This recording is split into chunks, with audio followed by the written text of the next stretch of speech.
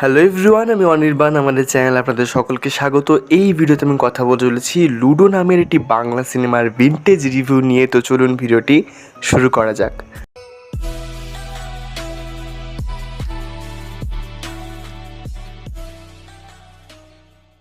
তো লুডো, যেটি 2015 সালের একটি বাংলা হরার ছবি, এটি লিখেছেন এবং ডিরেক্ট করেছেন নিকন ও কিউ মিলে। কিউ মানে আমাদের কৌশিক মুখার্জি। এবং এই সিনেমাটা নেটফ্লিক্সে অ্যাভেলেবেল রয়েছে। হ্যাঁ, যেখানে অনেক ভালো ভালো বাংলা সিনেমা ওটিটিই পায় না, সেখানে এই সিনেমাটা নেটফ্লিক্সের মতো প্ল্যাটফর্মে আছে।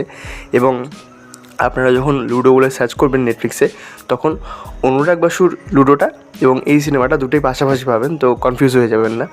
এবার দেখুন, আমরা জানি যে বাংলায় হরার ছবি কেমন হয়েছে, মানে খুব ভালো তা নয়। এবং হরার যে জনরাটা যদি ভালোভাবে এক্সপ্লোর করা যায়, তাহলে অনেকটা বিষয় কিন্তু এখানে নিয়ে আনা যায়।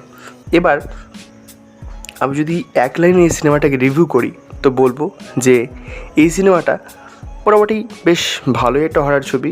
এবং যেরকম আর কি হরার ছবি বাংলাতে হয়, তার থেকে একটু ভিন্ন ধরনের। গল্পটা আমি যদি ছোট্ট করে বলি, তো এখানে দুটো কাপল আছে যারা আর কি তাদের নিজেদের সময় কাটানোর জন্য একটা শপিং মলে এসে উপস্থিত হয়।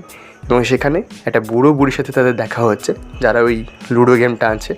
এবং সেখান থেকে গল্পটা কীভাবে পাল্টে যাচ্ছে এই নিয়ে সিনেমাটা।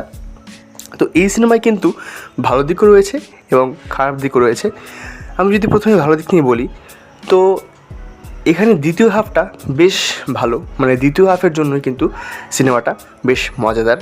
দ্বিতীয় হাফে যেরকম ভায়োলেন্স ও গড় বিষয়টা আনা হয়েছে, দেখতে মজা লাগে। এবং একটা জিনিস আমি খেয়াল করলাম যে এই যে আমরা অ্যানিম্যাল বা বিক্রমে ওই রণবীর বা সূর্যার গায়ে, মানে রোলেক্সের গায়ে সেই রক্ত লেগে থাকা নিয়ে এত চর্চা করি, বাট 2015 সালে একটা বাংলা ছবি অলরেডি এটা করে ফেলেছিল। এই সিনেমাতে একটা ক্যারেক্টার রয়েছে, তার গোটা গায়ে রক্ত লেগে থাকে।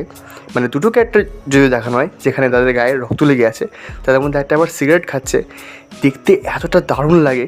এবং ওই ভায়োলেন্স বা ওই ধরনের গড় বিষয় অনেকে হজম করতে পারবে না, যারা আর কি বাংলাতে মানে হরার ছবি অত দেখে না, তারা তো হজম করতে পারবেই না। এবং যারা বাংলা ছবিকে দুচ্ছাই করে, তারা বলবে ভাই কী দেখিয়ে দিয়েছে এটা। এবং এটা কিন্তু অ্যানিম্যাল আর ওই বিক্রমেরও 7-8 বছর আগেই। এখানে দ্বিতীয় হাফে একটা ব্যাক স্টোরি রয়েছে, সেটা বেশ মানে ভালো প্রেজেন্ট করার চেষ্টা করেছে তারা, কিন্তু একটু কনফিউজিং আর ভীষণ ড্র্যাগ করা হয়, যার ফলে মনে হয় যে মানে বেশি সময় লাগছে দেখতে এবং বোরও করে দেয় মাঝে মাঝে।